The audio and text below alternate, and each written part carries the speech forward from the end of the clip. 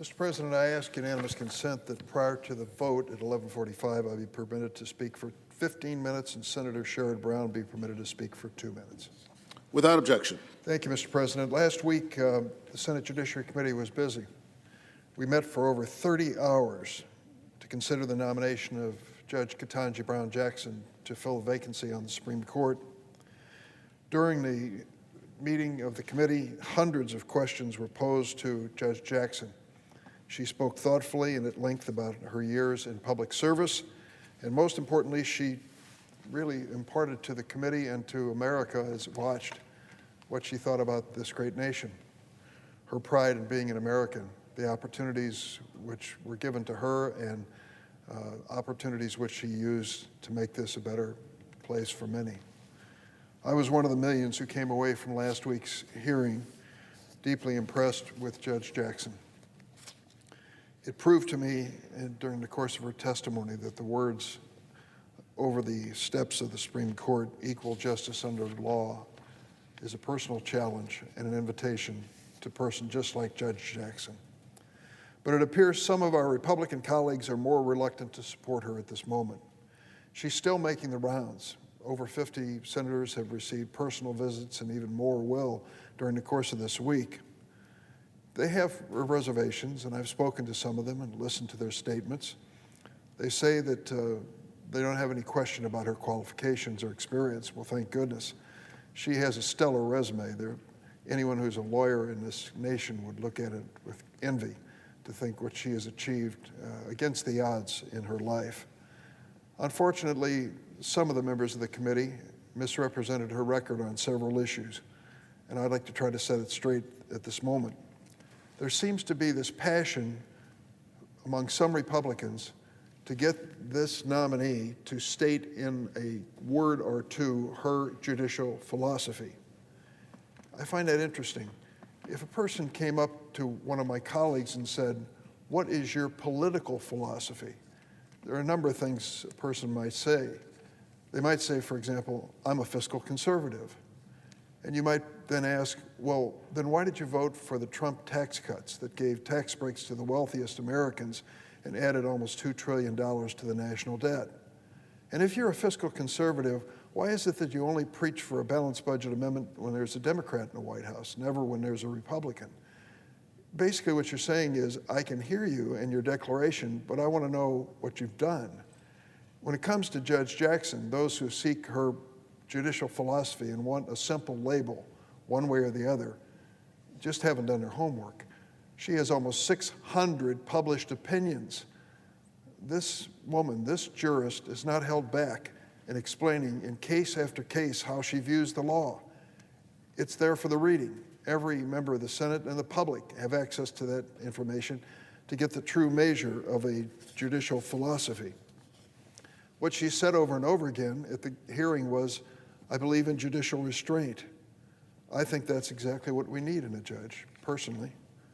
That's exactly what you'll find with you when you review the hundreds of opinions that she has written to date. Then there is this litmus test question, and it meant so much to Senator McConnell, the Republican leader in the Senate. He led off his opposition to Judge Jackson on the issue. And the issue, quite simply, is whether or not Judge Jackson is willing to say what her position is on increasing the number of justices serving on the Supreme Court. Interesting question. Most Americans think it's been 9 for all time, but that's not true. I believe it was in 1869 that number was established. Before then, it was a fewer number of justices. It hasn't been changed since. There's speculation among some political quarters that people are thinking about changing it in the future.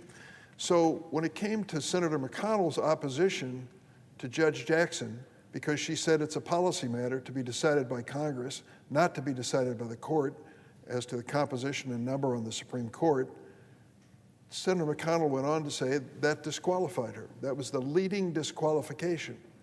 Well, you might ask Senator McConnell, how did the previous nominee, Amy Coney Barrett, whom you went to great lengths maintaining a vacancy on the court so that a Republican judge could fill the vacancy, how did she answer this probing threshold question when it came to the future composition of the Supreme Court? She said virtually exactly what Judge Jackson said. It's a matter for Congress to decide, not for the courts.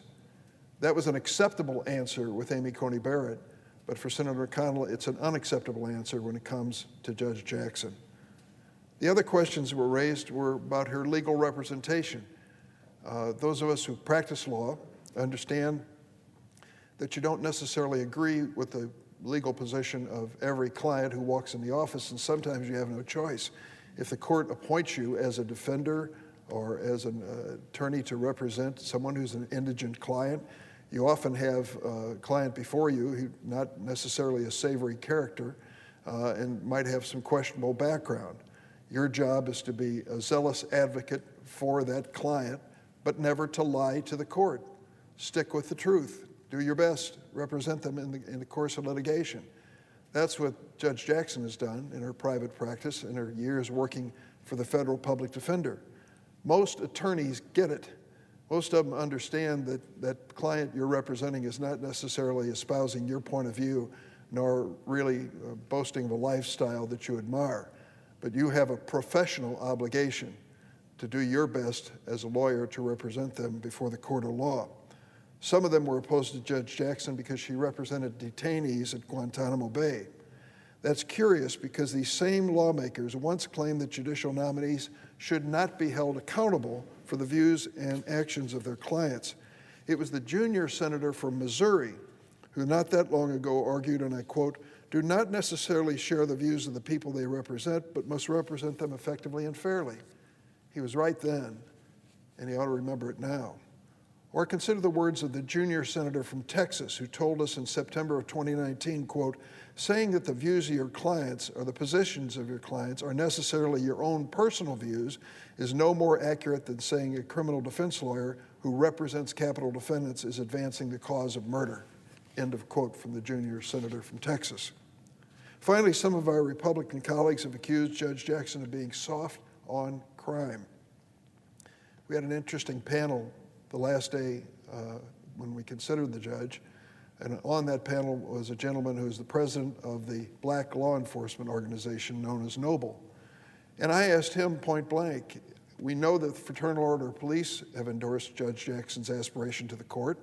We know that the International Association of Chiefs of Police also endorse her. You, Noble, representing black law enforcement agents across the nation, have endorsed her. Would you or any of these organizations have even considered the endorsement if you thought she was soft on crime or wanted to defund the police? He was unequivocal. No, we wouldn't have considered her. But her critics ignore that reality.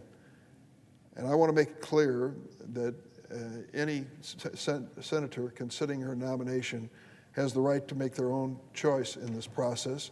They can also look beyond the fact that she comes from a law enforcement family to her actual decision-making and sentencing. But to claim, as a few have, only a few, that somehow Judge Jackson was soft when it came to child predators or endangering children is just inaccurate and frankly insulting. Look at the facts. Judge Jackson is well within the judicial mainstream of 70 to 80% of federal judges when it comes to child pornography offenders.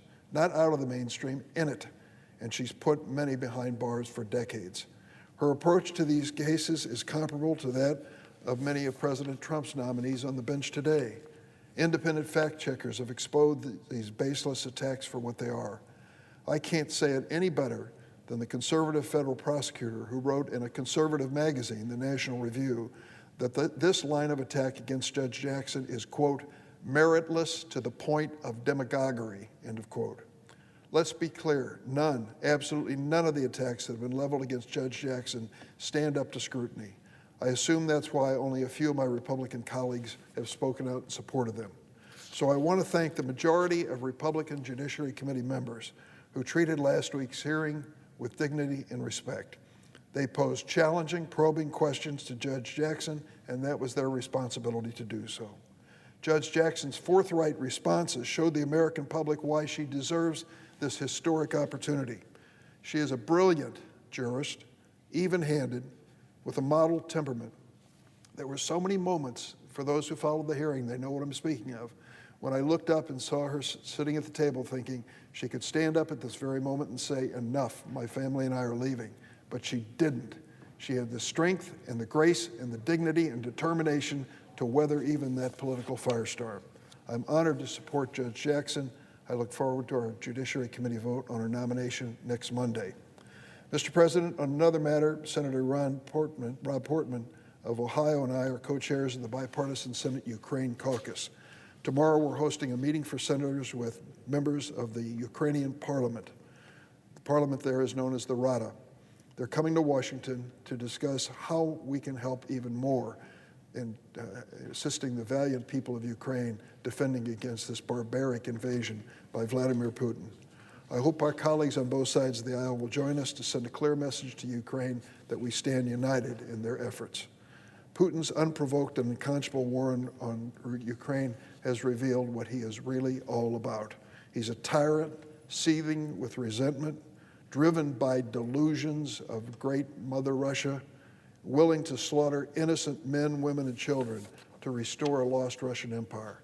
We know from his current ravings and his past actions, Putin's ruthless pursuit of Russia's lost empire didn't begin with this war, and if we don't do something about it, it won't end there either. In 2003, the people of Georgia, another Soviet republic, waged a Rose Resolution to claim a place among the family of democratic nations. Putin's aggrieved response was to send troops into that country to occupy portions of it in South Ossetia and Abkhazia, to redraw Georgia's national boundaries by force. I traveled to that area in 2012 and saw firsthand what Putin's occupation of that tiny nation meant.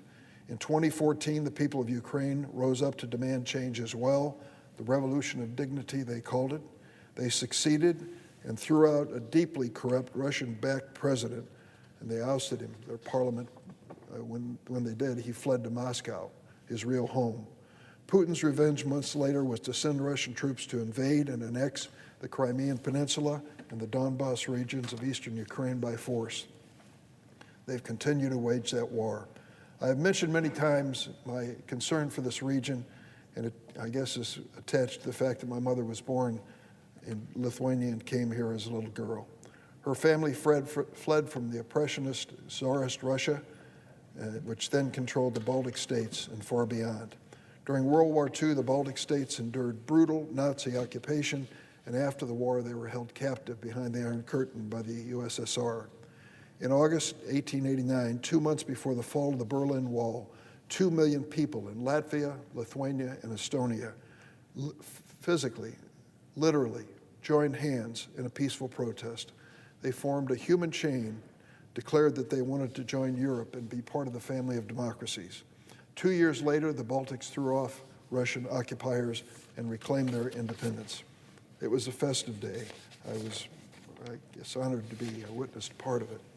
They worked to achieve the reform fundamental to democracies, to weed out corruption, establish market economies, encourage the growth of civil society. In 2004, in an historic moment, a live or die moment for the Baltics, they became part of NATO. The first time, the very first time that NATO had opened its doors to nations that had been part of the Soviet Union. Over the years, the Baltic states strengthened their militaries to prove they would be assets and not liabilities to the alliance. Today, the Baltics provide a home to activists and dissidents from Russia and Belarus and are a beacon of democracy, and I say that with personal pride to have any association with these great nations. In 2008, after Russia had annexed parts of Georgia, the president of Poland visited Georgia's capital of Tbilisi and warned of the threat posed by Russia to the entire region. He said, and I quote, "Today, Georgia, tomorrow, Ukraine, the day after tomorrow, the Baltic states, and later perhaps the time will come for his country, Poland." Well, today, Senator Grassley and I are introducing a bill to discourage Russia from extending Putin's war into NATO territory and forcing the alliance to invoke its Article 5 collective security commitment. Our bill is called the Baltic Defense and Deterrence Act. It directs the Department of State and the Department of Defense to establish and implement economic and security initiatives to deepen U.S. ties with the Baltic states. Our bill will strengthen a strong partnership. It will enhance the capability of the region, critical allies in NATO's eastern flank to respond to threats including Russia's misinformation and disinformation, their cyber warfare, and in Lithuania's case, growing economic pressure. Co-sponsors come from both sides of the aisles. Senator Stabenow, King, Feinstein, Blunt, Blumenthal, Baldwin, Duckworth, Booker, and Senator Scott of Florida. Representative Ruben Gallego and Don Bacon are co-sponsoring a bipartisan companion bill in the House.